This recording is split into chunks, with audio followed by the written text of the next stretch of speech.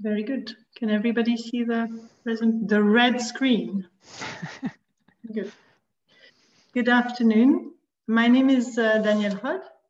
I will start the introduction to this meeting, and we will then move on to presenting the Swiss Polar Institute and the program. We are looking forward to this event. Very grateful and impressed by the turnout today. Thank you very much for your time. In the registration list, we have more than 170 interested participants. We are very impressed, from 21 countries. We thank you for your time, and without further ado, I would like to present myself. I'm Danielle Hod, the Executive Director at the Swiss Polar Institute, and I would like to seize this occasion to introduce to you our new Scientific Director, Gabriela Schepman-Stroop, who has joined as a Scientific Director from 1st of May 2021. She is replacing the late Konrad Stephan, whom many of you surely knew.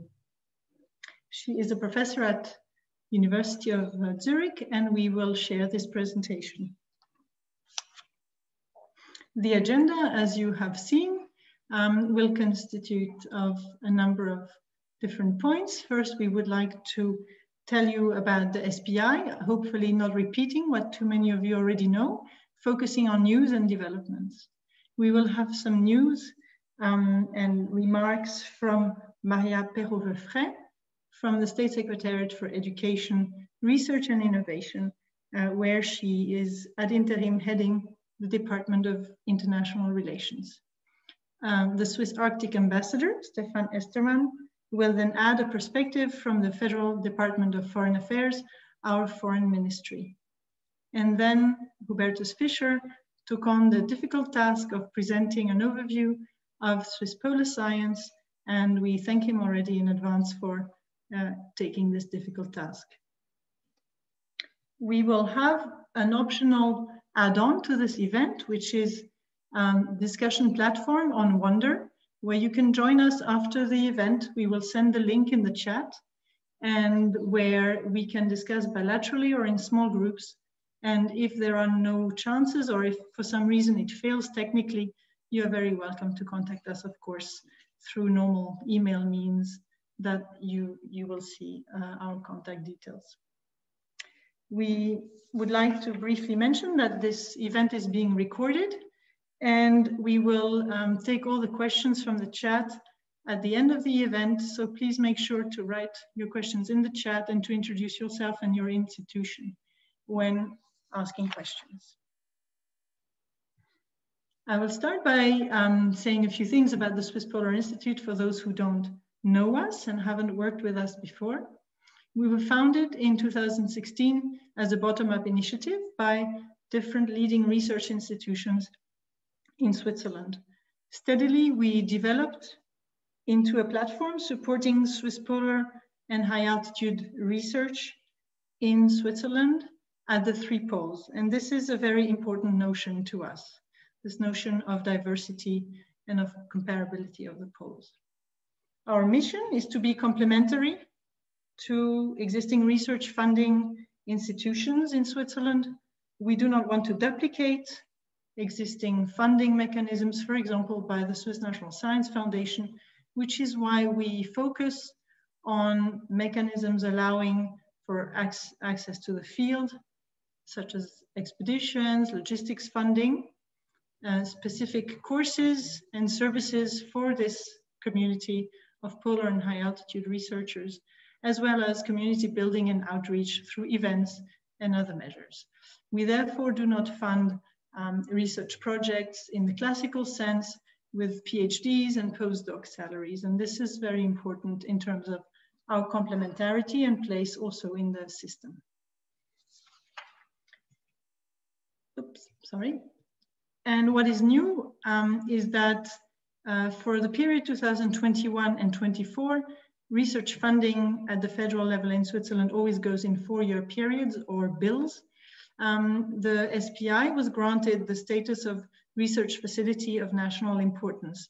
This grants us new funding and allows us to reach a new level of activities, unprecedented, and also allows us to plan for more long-term programs, which we will gladly present to you.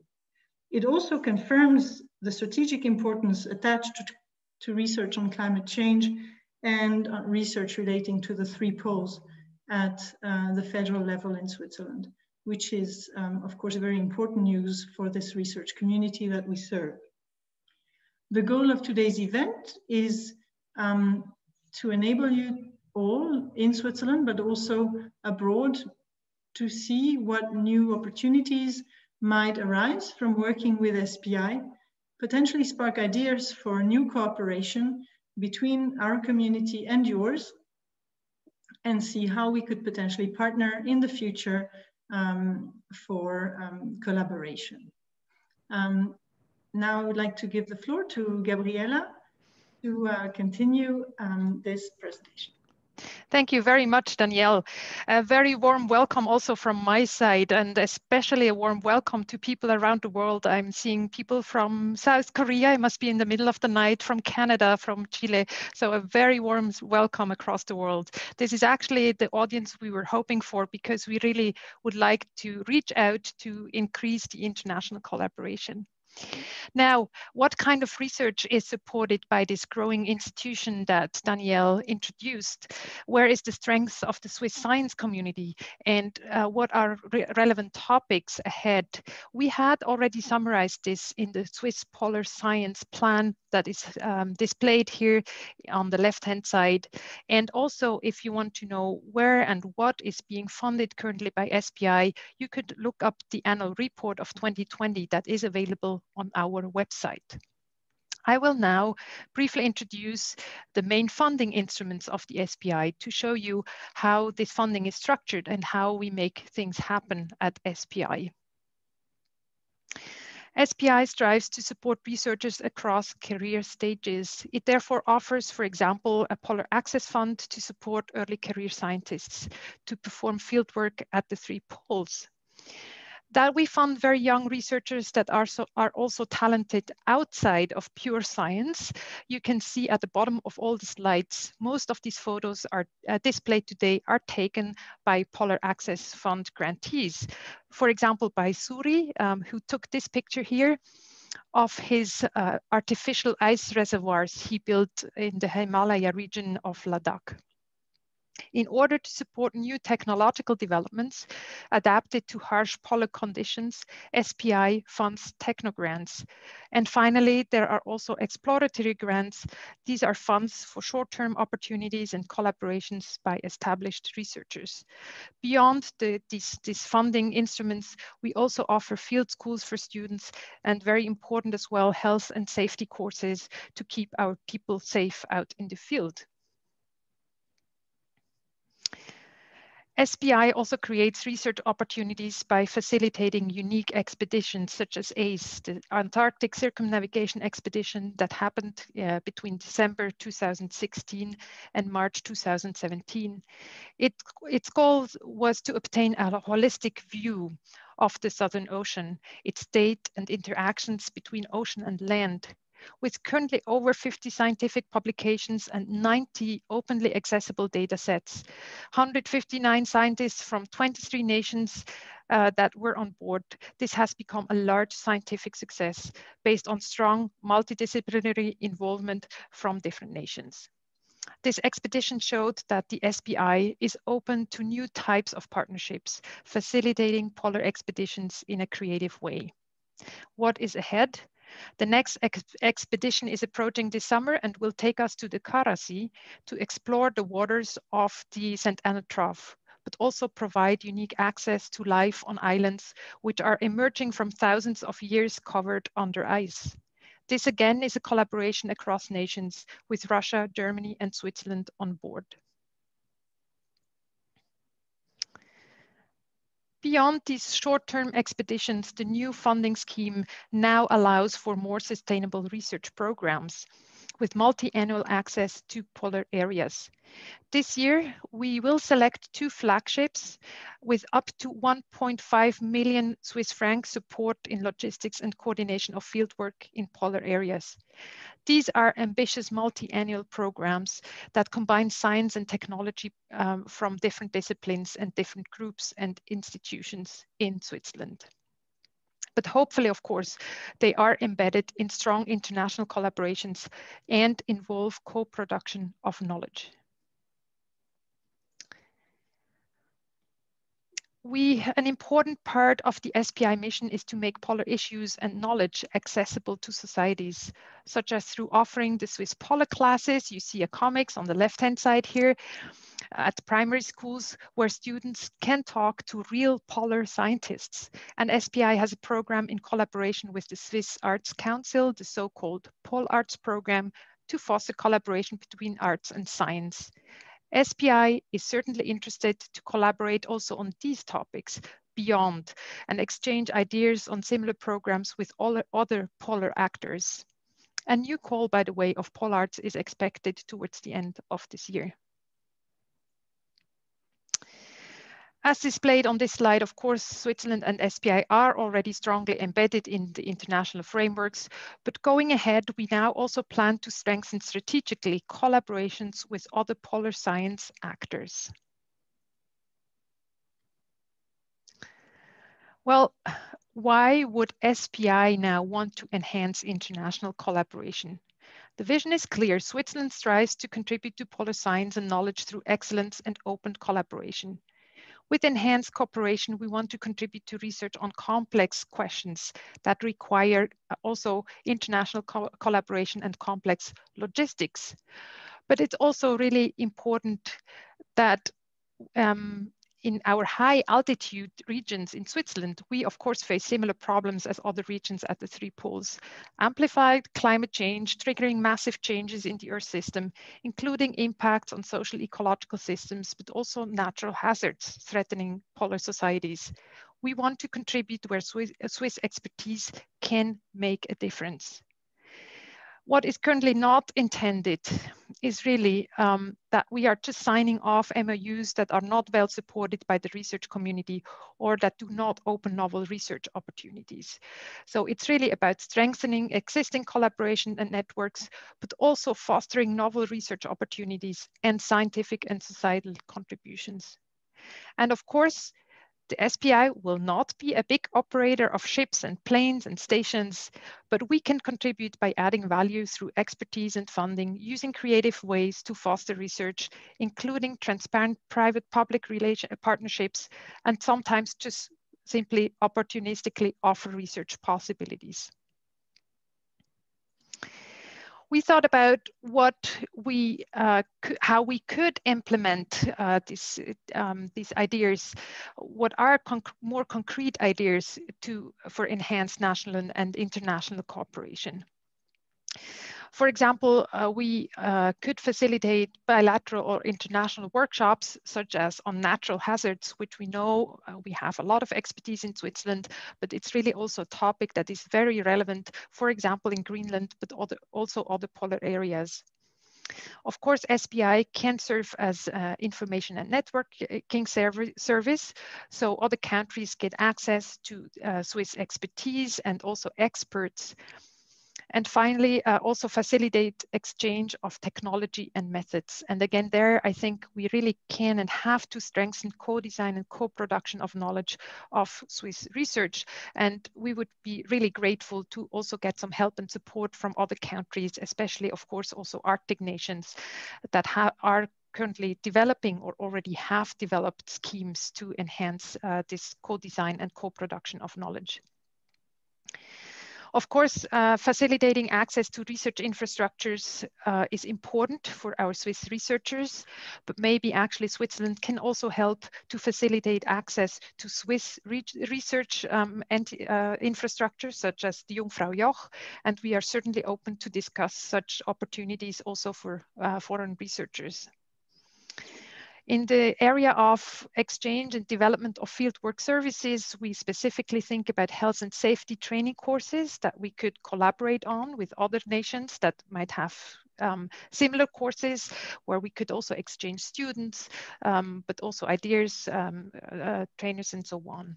And finally, of course, very important, we need to develop the next generation of polar scientists. We all know it's important that we exchange these early career scientists between our nations, that they get different experiences. And I think we can really enhance our collaboration there as well. And SPI is certainly there to facilitate this exchange.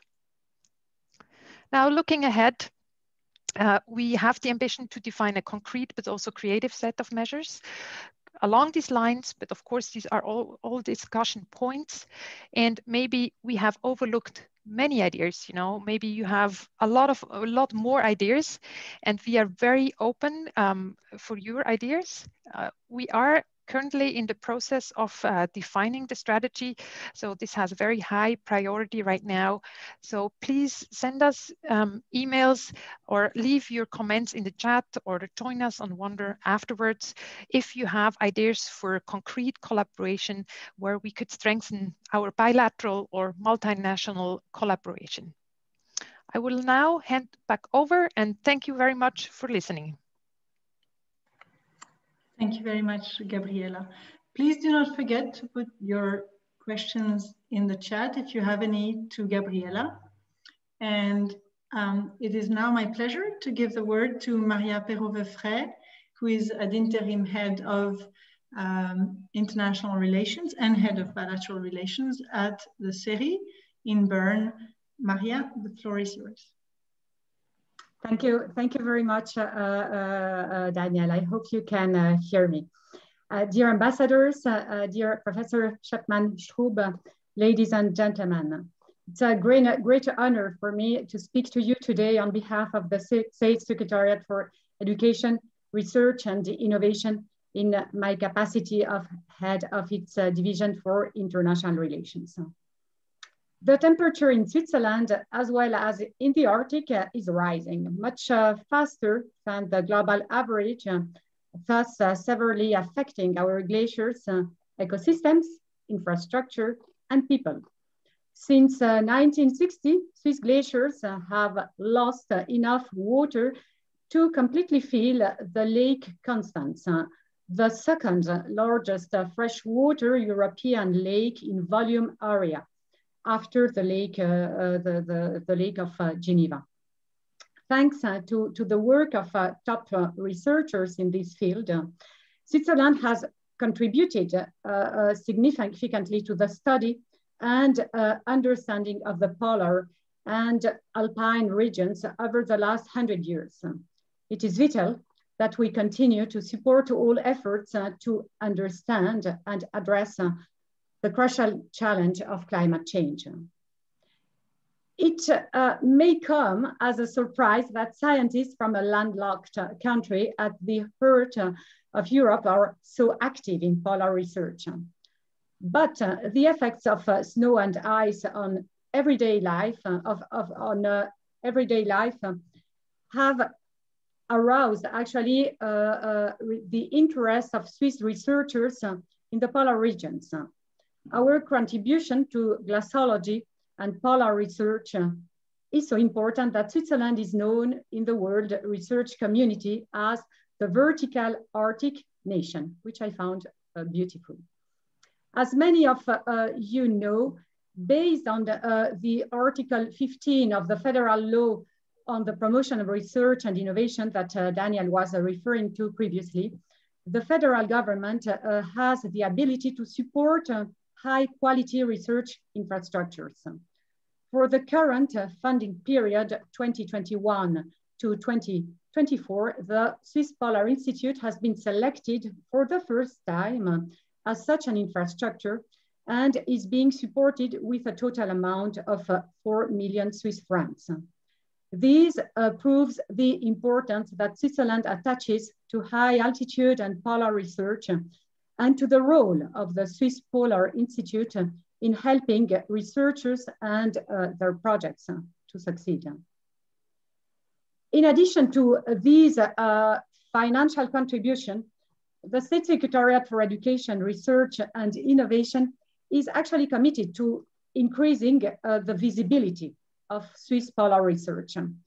On this ground, our State Secretary, Martina Irayama, led the Swiss delegation to the 3rd Arctic Science Ministerial that took place on the 8th and 9th of May, and that was organized by Japan and Iceland. This was the first time that a high-level Swiss government representative, such as the State Secretary, attended the Arctic Science Ministerial. During the 3rd Arctic Science Ministerial, the State Secretary emphasized the importance of education and capacity building of the next generation. Indeed, supporting young scientists and facilitating international and interdisciplinary networking are crucial to prepare our next generation for the challenges of climate change.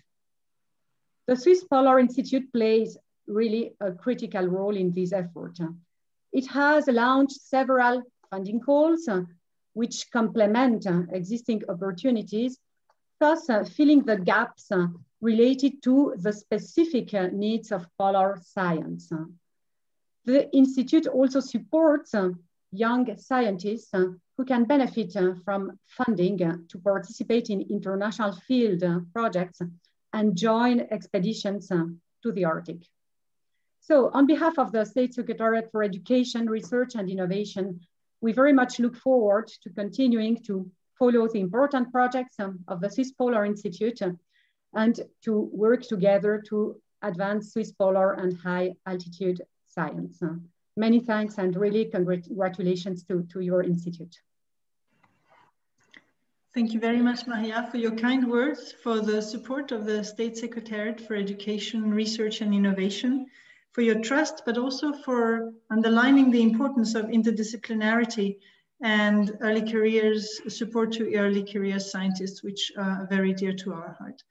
I would like now to pass the floor to Stefan Estermann, our ambassador for Arctic Matters at the Federal Department of Foreign Affairs, where he heads the division for sectoral policies. Stefan, the floor is yours. Thank you very much, Danielle. I'm very honored to speak here on behalf of the Swiss Federal Department for Foreign Affairs. And I am heading the Prosperity and Sustainability Division that is responsible for a large array of global sectoral questions, including Arctic affairs. And I'm very proud that I am representing Switzerland in the Arctic Council as an observer country. Why are the polar regions important to Switzerland, a landlocked Central European country? I think it is all about geography. 60% of our territory is covered by mountains and the Alps, and the average elevation of Switzerland is at an incredible 1,300 meters above sea level in average. We count no less than 48 peaks that are higher than 4,000 meters, and the highest permanently manned research station of the world is actually in Switzerland. It's the Jungfraujoch at an elevation of 3,466 meters above sea level. As my colleague from the State Secretariat for Education, Research and Innovation has already pointed out, there are some similar challenges in the high altitude area, in our mountains and in the polar regions. It's the retreat of glaciers, it's increasing rockfall, it's landslides due to permafrost destabilization. And in both the high altitude region and in the polar regions, climate change is progressing 2 to 3 times faster than in the world average. So there is a very strong also link to the concern that we share concerning climate change. The Alps are very, very important to our Swiss identity. I think that is something that we share with the inhabitants, especially of the Arctic regions, this unique landscape, this unique ecosphere is actually a crucial element of Swiss identity. And that is why we are very much focusing on what we call the cryosphere, so the zones where it is cold, and why we are very eager to establish a link between research that is being done in high altitudes and research that is being done in the poles. Actually, our interest belongs to the Arctic and Antarctic regions equally. Both are governed by different mechanisms. As you know, in Antarctica, we have an international treaty, and in the Arctic, we actually have an international organization called the Arctic Council. This forum is committed to a peaceful, prosperous, and sustainable Arctic region and promotes dialogue between the Arctic states, indigenous people, organizations, and third states. And as you may have heard last week, the ministerial meeting of the Arctic Council took place in Reykjavik, and we as observer countries, we were able to follow these discussions.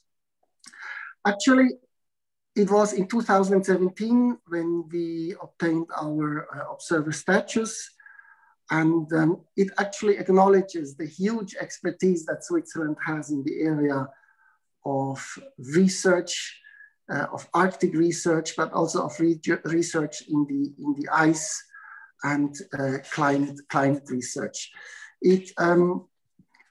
Our participation, actually, I think it is an interesting interplay, or it reflects an interesting interplay between diplomacy and research. From the diplomacy point of view, of course, we got our ticket to be an observer in the Arctic Council, mainly because of the contribution that we can make as a country in the area of research.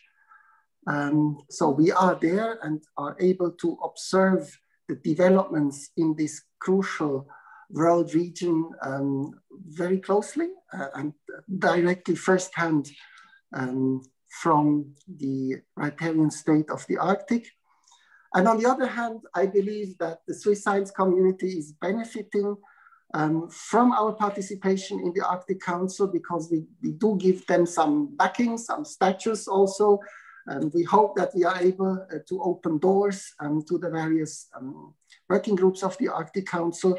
So for us, it is a very interesting experience of what we call science diplomacy, benefiting both, I believe, the science community and also our diplomacy. Concerning the Swiss Polar Institute, let me just say that there is a large research community in Switzerland committed to high altitude research, research in the ice and related fields such as climate research and biodiversity research. However, the SPI stands out as the only institute fully dedicated to research in the polar regions. I really would like to congratulate you, Daniel Roth, as the executive director, your entire team, and also Gabriela Hetman-Strup as the scientific director, the new scientific director of the SPI, for all you have done for SPI, for it to be what it is now from the very beginning in 2016. Recently, you have gained, if I may say so, your independence and successfully transformed yourselves into a foundation under Swiss law. And I believe you have laid very solid basis for your future activities, and we wish you all success. We count on you. Thank you very much. Back to Danielle. Thank you very much, Stefan. Thank you for those very kind words, for your encouragement. No pressure. And we thank you also very much for underlining the constructive interplay of diplomacy and research, especially when it comes to polar regions, a crucial collaboration. I will now pass on the floor to Professor Hubertus Fischer. I will stop sharing my screen so that he can install his presentation and introduce him in the meantime. Hubertus Fischer has many hats, many important hats in the Swiss polar landscape. He's the president of the Commission for Polar and High Altitude Research at the Swiss Academies of Arts and Science. And I see that this is the institutional background he has chosen for today's talk. He is also a member of the SPI Science Advisory Board, for which we also want to thank him because he has been a very committed member. And he is, in his own right, a very distinguished professor and researcher at the University of Bern, specializing on paleoclimate. Hubertus, the floor is yours. Okay, I hope you can hear me. Is that okay? So welcome everybody, also from my side. I have the difficult task in 15 minutes to tell you something about the Swiss polar science landscape, or Swiss polar science in a nutshell.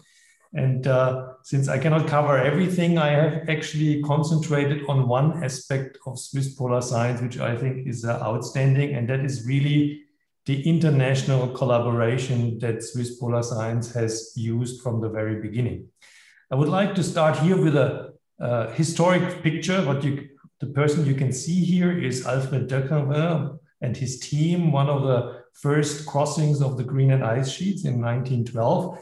And this is a personal idol of myself for two reasons. First of all, he brought all his team members healthy back to Switzerland, so he didn't have any casualties, which was not the standard at that time.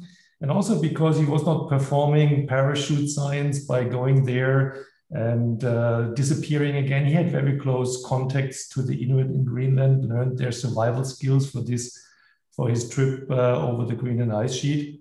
And he was also a very dedicated scientist. So he did not do this for the survival skill or for the survival excitement, but really about science. He was a meteorologist and also later the leader of the Swiss seismic service.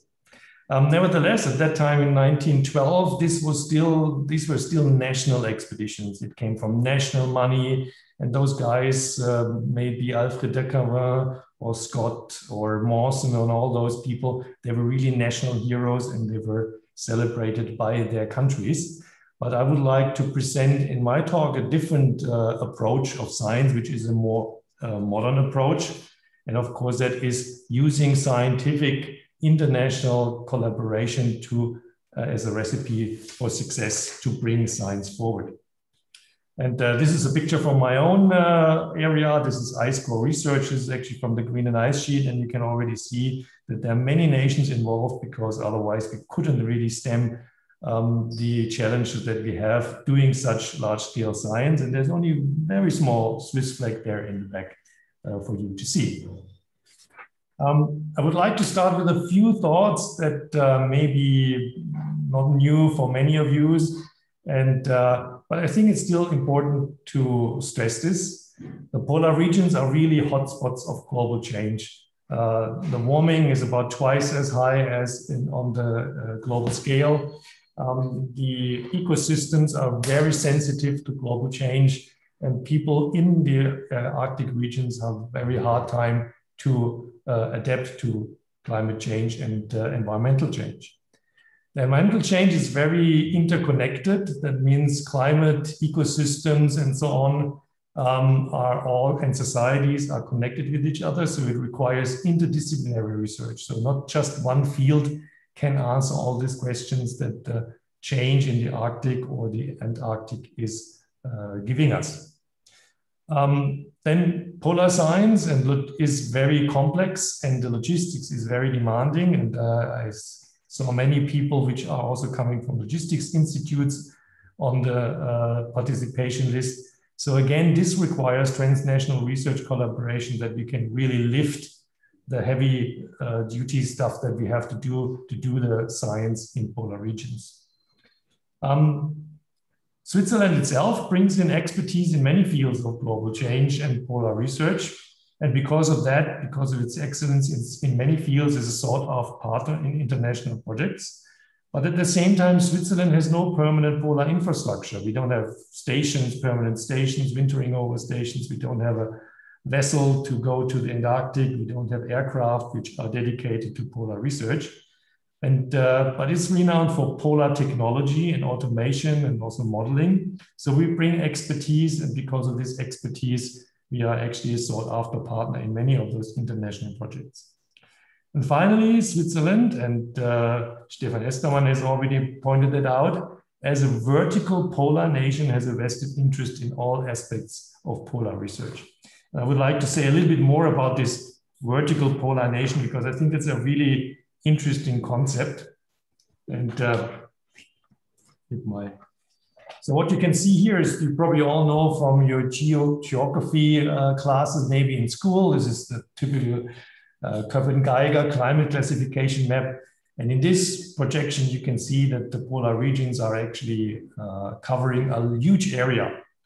And the polar regions are characterized by specific ecosystems, by ice, by tundra, by boreal forests. And you can see all this here in these high latitude regions. And if you look at this map, there's this very small country here, which is Switzerland, which is actually small in any geographic projection.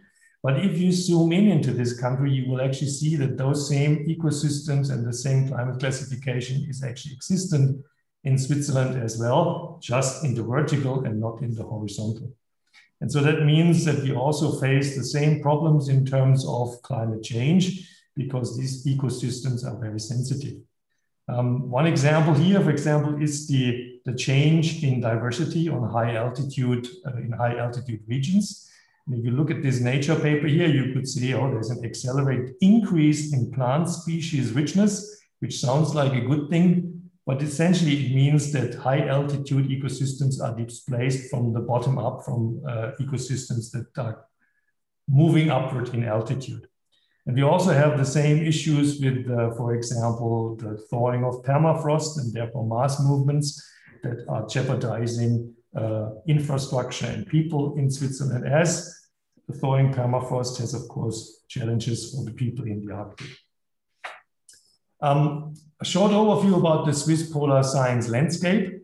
So I would generally say there are two ways to look at this. There's the Swiss Committee on Polar and High Altitude Research, which I'm the president of.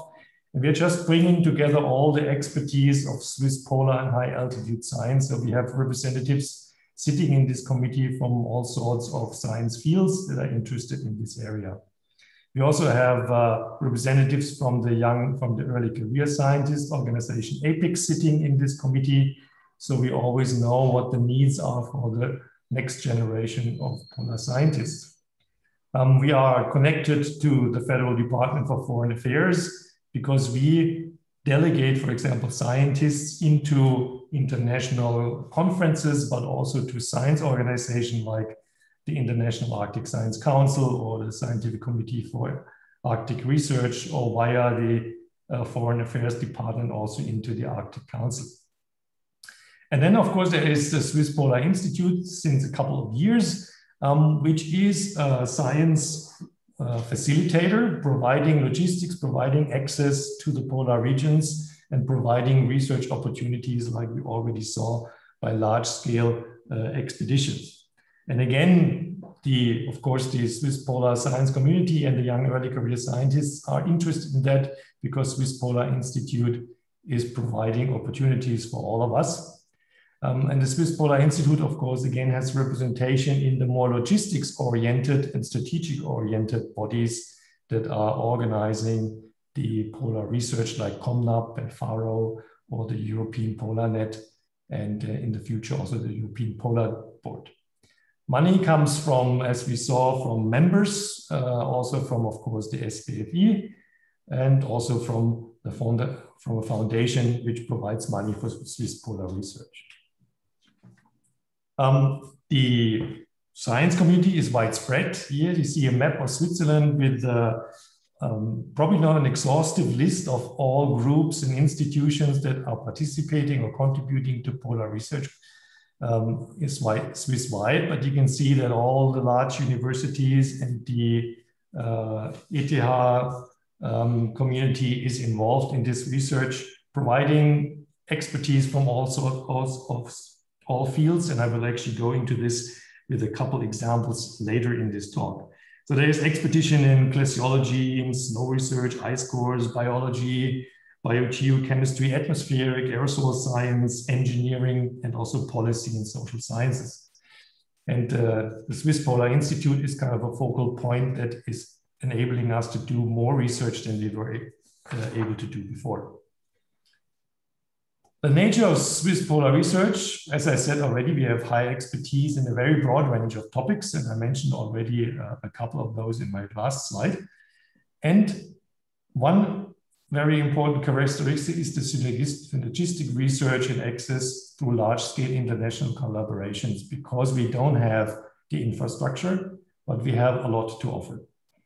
One other characteristic is the comparative science in high-altitude regions. And that has to do with this vertical polarnation. We have the Arctic directly in front of our door at the doorstep. We just have to go in high altitude regions to do studies on very similar topics as in the high latitudes. And as I had mentioned already before, Swiss research is often technology driven. We have a high expertise in technological development, in engineering, in modeling of all sorts of systems, and also in remote sensing, not only from satellites, but also by automated instruments that are working remotely in polar regions. I would like to give you a few examples of international projects that Swiss Sciences is part of, and it's certainly not an exhaustive list because I couldn't do that in 15 minutes. So one example certainly is what I call a century expedition mosaic, which has been organized by the Alfred Wegener Institute. And you all know it. It has been in the press, in the media a lot in the last month. And it's really a unique study, which was bringing together science for the atmospheric science, sea ice science, ocean science, biogeochemistry, ecosystems, and so on. And there was also 2 groups from Switzerland which were on board and were performing research on atmospheric science and snow science. So it's really about being part of large-scale research projects where we can bring in our expertise. Another example that has been already mentioned before was the Antarctic circumnavigation experiment in 2016 and 17, which was the first large-scale expedition which has been actually organized by the Swiss Polar Institute itself. And again, I think interdisciplinarity and internationality is a characteristic of that, because there was actually first an international call for projects to participate in this expedition. There was an international selection panel for those projects. And finally, there was international participation on the ship, and things have been done in collaboration with many nations, 22 projects on one ship with 150 investigators. But we're not doing only marine science or ship-based science, there's also terrestrial science. And here's an example for an EU project, which is called Charter. Just a couple of weeks ago, the Arctic Biodiversity Report has been published from the Arctic Council, which showed the latest results about how the Arctic is changing, how fast it is changing, but also identifying gaps in the research. And Charter as an EU project is one means to fill some of those gaps. And again, there are 2 Swiss research groups which provide significant contribution to this project in the future. I will allow myself a couple more slides from my own field, which is again an EU project, Beyond Epica, Oldest Ice Core. And I'm not showing more slides of that because I think it's more important, but it's just because I know all the details, so I can say much more about it than other projects. And so the idea of this EU project, where Switzerland is a part of and where altogether 10 European nations are working together, is to drill another ice core in Antarctica, which goes much further back in time, 1.5 million years. And we are actually now in the drilling phase. The first really drill phase will come up in the next Antarctic summer season. And again, it's clear that both logistics as well as science that is involved in such a large-scale project cannot be lifted by one nation at all. Certainly not by Switzerland, but also not by any European other nation just on its own. And you can see here already what is all involved to lift such a project. It needs ship time, it needs aircraft, it needs overland traverses to bring in all the heavy equipment into the field. And finally, it needs the drilling and scientific expertise in the field to recover the core. It also needs quite a significant amount of money. where the cash contribution actually comes from the EU with 11 million and the Swiss National Science Foundation with 3 million euros. But as you can see, the major contributions, or more than 50% of the contributions, is really logistics, which is provided as in-kind contributions from our colleagues and friends from ENEA, from EPEF, from AVI, and also the British Antarctic Survey. So only by bringing all this together, we can really do such a large-scale project. And that is also true for the science, because every group that is participating in this project has one specialty. For example, the University of Bern is very specialized in gas analysis, but we could not cover the whole scientific breadth of such a project. So again, it's about bringing all the best minds and best groups together to get this off the ground. One infrastructure we have in Switzerland, so one, say, polar station we really have in Switzerland, but it's not in the polar regions, but in high altitudes, and that is the Jungfraujoch, and Stefan Estermann has already mentioned it. And there is this dedicated observatory at the Sphinx on this Jungfraujoch station at 3,571 meters. And the unique position of this is, first of all, you can reach it by train, so it's logistically very accessible. But at the same time, it gives you the opportunity to sample the free troposphere in the middle of Europe, which is really unique, and it's the highest research station worldwide. Again, it's an international endeavor. It's run by an international foundation with members from Switzerland, Austria, Belgium, Germany, UK, and in recent years, also Finland, and now also the Chinese Academy of Sciences has joined. There are continuous analysis performed there, mainly studying the state of the atmosphere, gases, aerosols, and so on, but also the cryosphere. And then there are dedicated campaigns, for example, by medical research on this research station. And so it's a very unique possibility to study this high altitude and free troposphere science directly in Switzerland with a very easy access. One thing I would also like to mention is, of course, the next generation of sciences. There is APEX, and there is a special Swiss branch of APEX, which are the Early Career Scientists Association for Polar Scientists. They're self-organized, they are very busy and very active, and we are happy that both the SPI as well as the SKPH, our commission, is able to support those young researchers and listen to them and hear what they need and what the demands are to make their life easier and to offer them a career for a long time in polar research. So I would like to end with a few thoughts that are summarizing my talk. I think we know, and I could also maybe highlight that Switzerland has a very high expertise in many regions, in climate science, gaseology, ecology, biology, atmospheric research, marine and terrestrial geology, ocean modeling, and so on. And so there's a lot to offer. But however, at the same time, as Switzerland has no polar infrastructure, we are relying on international collaborations, on good exchange between different groups in different countries. Swiss Polar Research relies on these fruitful synergistic collaborations with international partners, because otherwise we couldn't really lift such interdisciplinary and very heavy logistics projects off the ground. And as Gabriela has already mentioned, there is now this new instrument by the SPI, which is called the SPI Flagship Initiatives, which provides new opportunities for international collaborative bottom-up research in selected sites in polar or high altitude regions. And it's a bottom-up process. So there are now currently a couple of proposals that have been submitted to the SPI and which are now again evaluated by an international panel. And it will be the decision by the international panel then which of those flagships will go on for the next couple of years and will provide those opportunities. So I invite you to stay posted for that and hopefully to take also part in this research in the coming years. Thank you very much. Thank you very much, Hubertus. This was both highly interesting and ambitious, and thank you very much for taking this job for us. I will share my screen again so that we can move on to the next part of the talk, which is the Q&A session. I see that we have only a few questions in the chat so far. Please feel free to add your questions and your comments.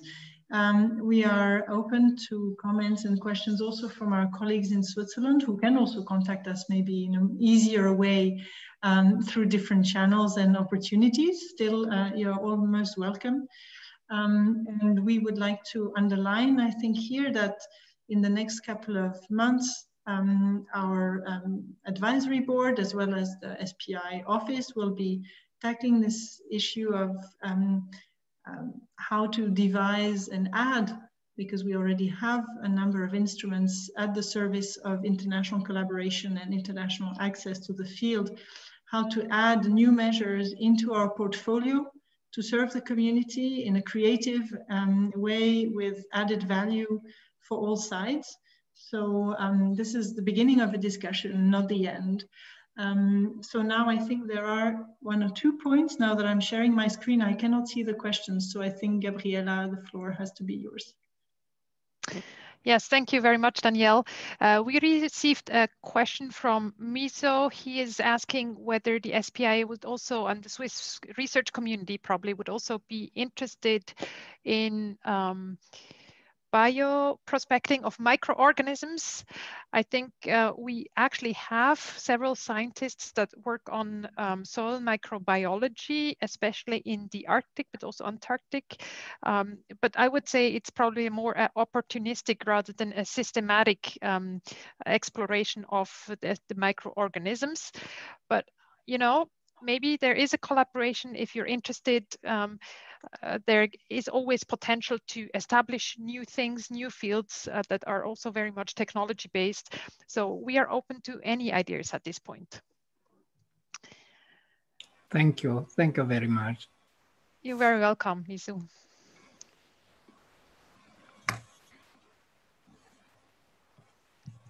Okay. Martin Raya from Canada is also sending in the chat a message that there is an expedition planned to Ellesmere Islands in 2022. And he also invites us to potentially join if there is interest. So we'll certainly pick that up again with you, Martin. Thank you very much for this hint.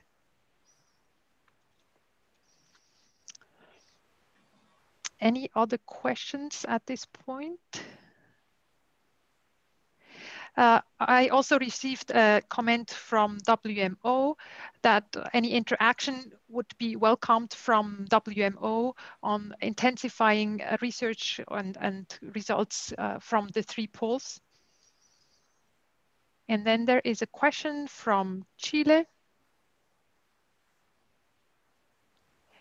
about technogrants. So technogrants are currently open to Swiss-based scientists only.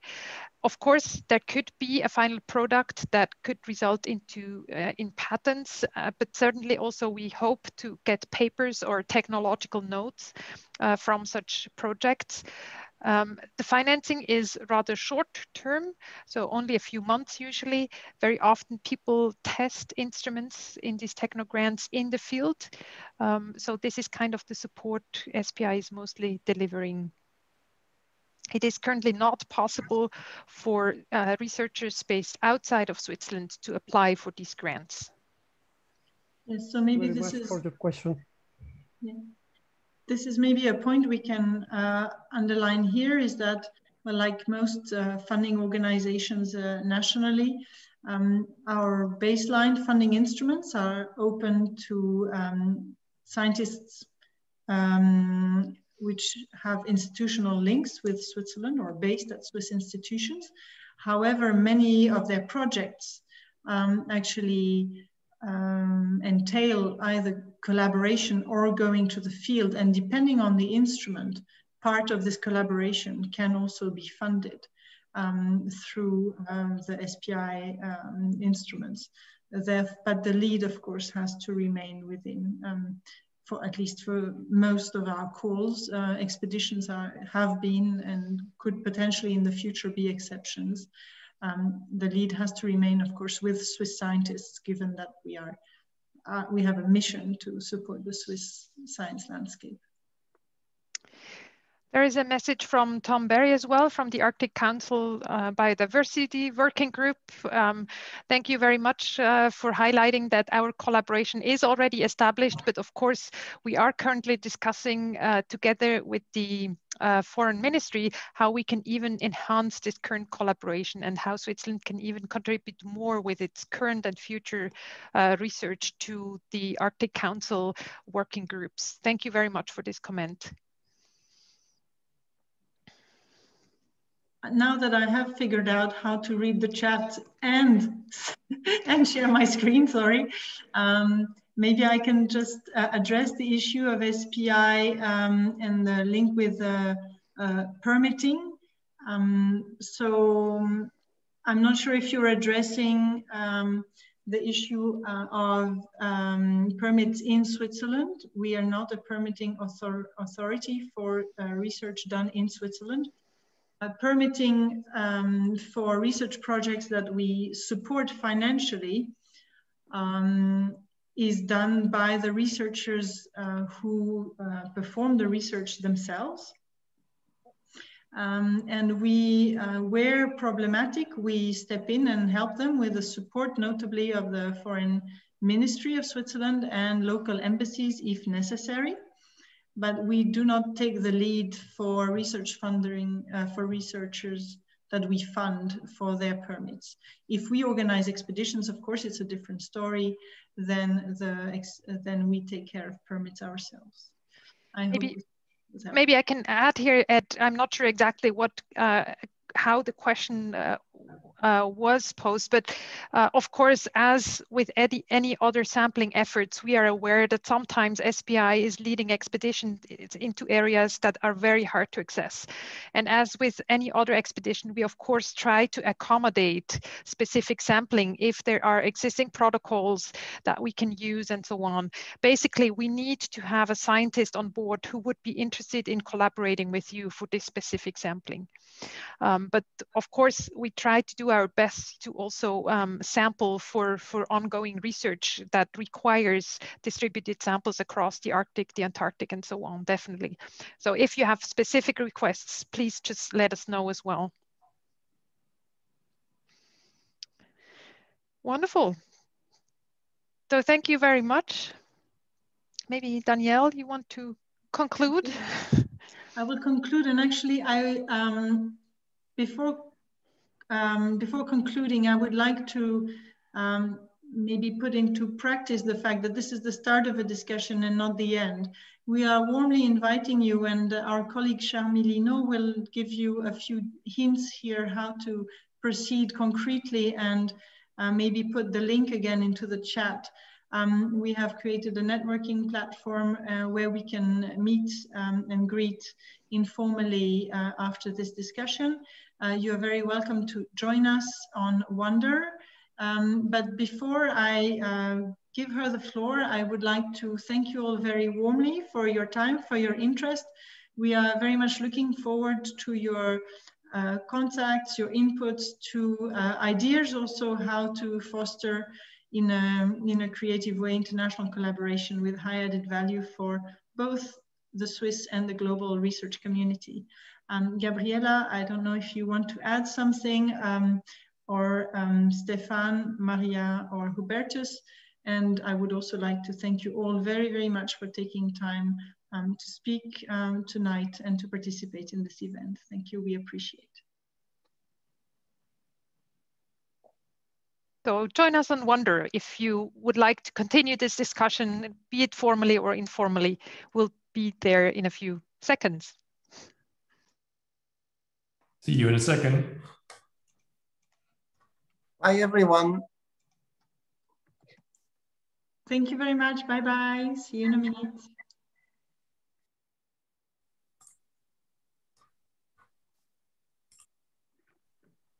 Bye. Thank you. Thank you very much. Bye, everyone. Thanks for an interesting talk. Thank you. Ja. Schönen Abend. Ciao miteinander. Thank you. Bye. Have a good afternoon. Bye. Thank you. Thank you. Bye-bye. Bye-bye. Thanks a lot. Bye-bye. Thank you for your participation. Bye-bye.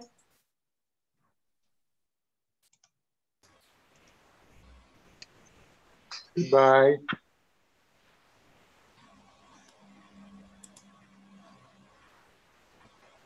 Bye. Bye-bye. Thank you.